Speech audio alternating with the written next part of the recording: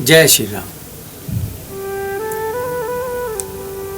जय श्री राम कैसे बने दशरथ नंदन राम। कहने का अभिप्राय यह है कि भगवान राम से भगवान राम कैसे बने, या फिर यूं कहें कौशल्य नंदन दशरथ नंदन राम किस तरह से जय श्री राम बन गए। बहुत ही आत्मीयता से भरी हुई एक कथा कहानी आपके समक्ष लेकर हम आए हैं।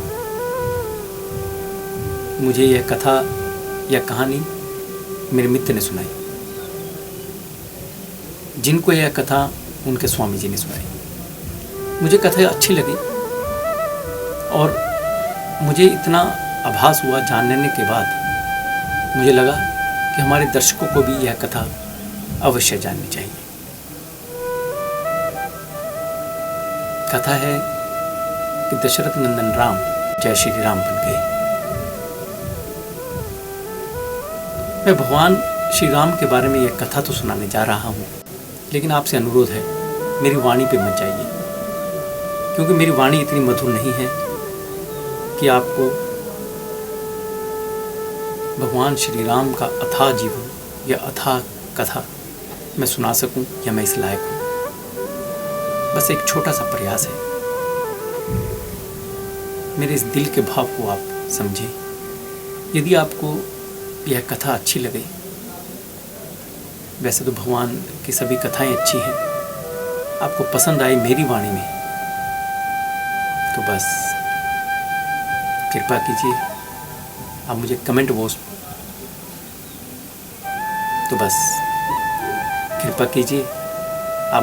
बॉक्स में अवश्य बताएं। तो ये कथा हम आरंभ करते हैं वहां से जब राम को कैकेयी के कहने पर वनवास मिल गया।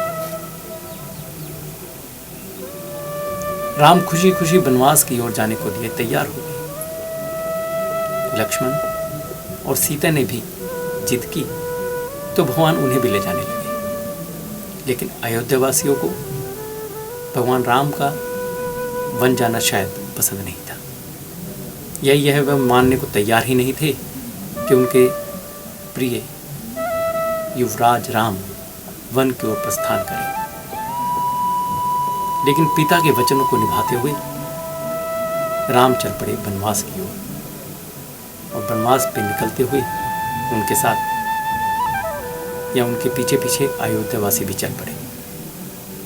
जब अयोध्यावासी उनके पीछे पीछे जा रहे थे तो सरयू नदी के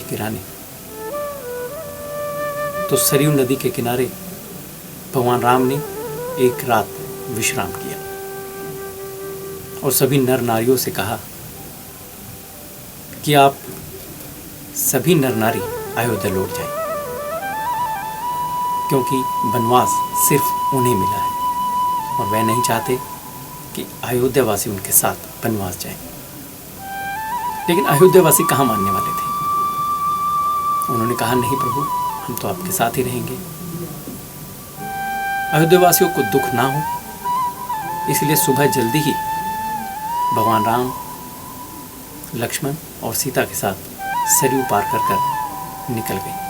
सुबह जब उठे तो सभी लोगों ने देखा कि राम तो वहाँ पर है ही नहीं, और अपना मन मारकर अयोध्या के सभी नर नारी वापिस अयोध्या लौट गए।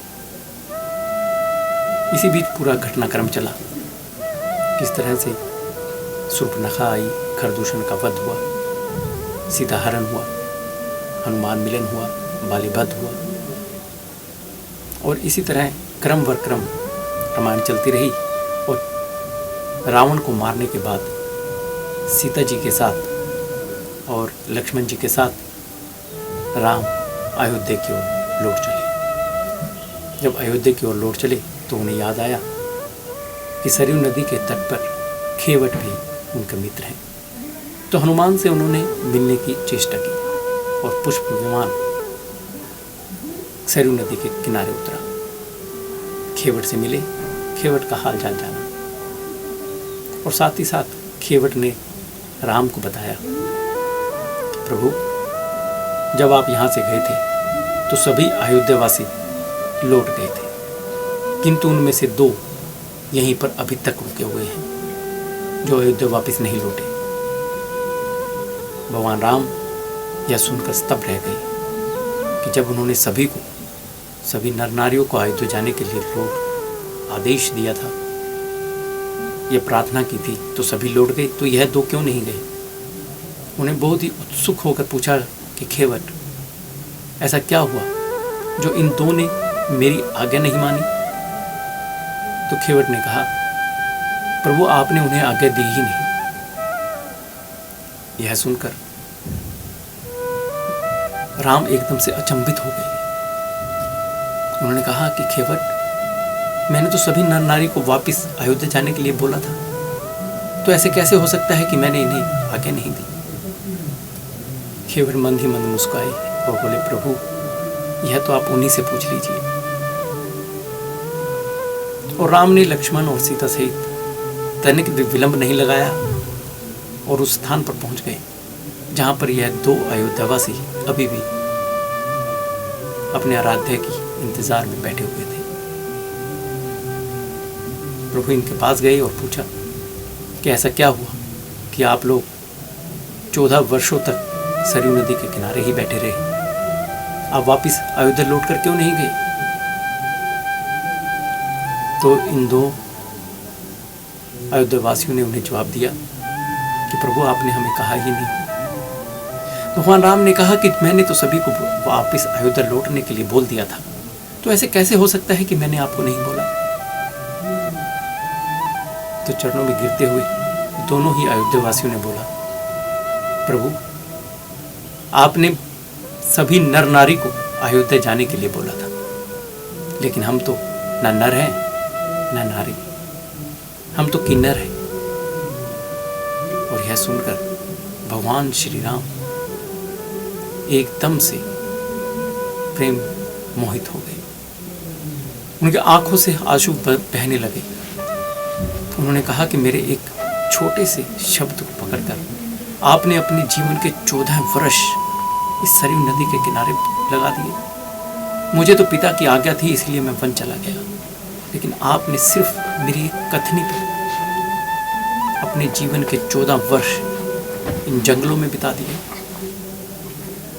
इससे भगवान राम बहुत ही प्रभावित हुए और उन्होंने इन दोनों ही किन्नरों को वरदान दिया कि आज के बाद मेरे नाम से पहले आपका नाम लगेगा। और इन किन्नरों का नाम था, एक का नाम था जय और दूसरे का नाम था श्री। और भगवान राम ने जब इन्हें यह वरदान दिया कि मेरे नाम से पहले आपका नाम लगेगा, तो उसी मर्यादा को आज तक हम सभी निर्वाह कर रहे हैं। आज हम भगवान का नाम लेने से पहले जय श्री राम बोलते हैं, यानी कि प्रभु पर असीम प्रेम और श्रद्धा। प्रभु अपने से पहले उन व्यक्ति को स्थान देते हैं जो उन पर असीम प्रेम और श्रद्धा और भक्ति रखते हैं। यही नहीं, भगवान ने उन्हें दूसरा वरदान दिया कि आज के बाद कोई भी किन्नर किसी को भी अपने सच्चे मन से वरदान देगा, आशीर्वाद देगा या फिर शाप देगा, वह मात्र 7 दिनों में फलित होगा। और उसी वरदान की परंपरा आज तक निभाई जा रही है। जब भी हमारे घरों में शुभ कार्य होता है, बेटे का जन्म होता है, बच्चों का जन्म होता है या शादी विवाह होता है, तो किन्नरों को आदर सहित उनका बनता मान सम्मान दिया जाता है और उनसे आशीर्वाद प्राप्त किया जाता है। तो कुल मिलाकर भगवान श्री राम यहाँ से जब घर से निकले थे तो सिर्फ दशरथ नंदन राम थे, लेकिन यहाँ पर वह बन गए जय श्री राम। इसमें कितनी सत्यता है यह तो मैं नहीं जानता, किंतु इसमें आध्यात्मिकता और भगवान पर विश्वास जरूर है। उम्मीद है कि आज की यह कथा या कहानी आपको अवश्य पसंद आई होगी।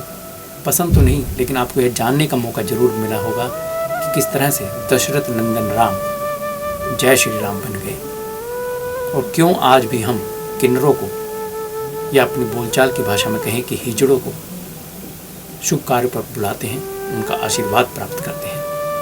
यदि ये किन्नर सच्चे मन से आपको आशीर्वाद देते हैं तो मात्र 7 दिनों में उनका आशीर्वाद फलित होना आरंभ हो जाता है। तो बोलिए जय श्री राम। कथा सुनकर आपको लगा होगा, कुछ जानने को मिला होगा, या भगवान राम के चरित्र को जानने का एक प्रयास किया होगा, तो आप हमें कमेंट में जरूर लिखिएगा। ऐसी ही कुछ रोचक कथाओं के साथ, कहानियों के साथ हम आपके समक्ष उपस्थित होते रहेंगे। आपका सहयोग और साथ अवश्य है। हम बताएंगे कैसे जब घर से निकले थे राम तो 14 वर्ष के बाद क्यों बन गए मर्यादा पुरुषोत्तम भगवान श्री राम। जय राम जी की हरि बोल।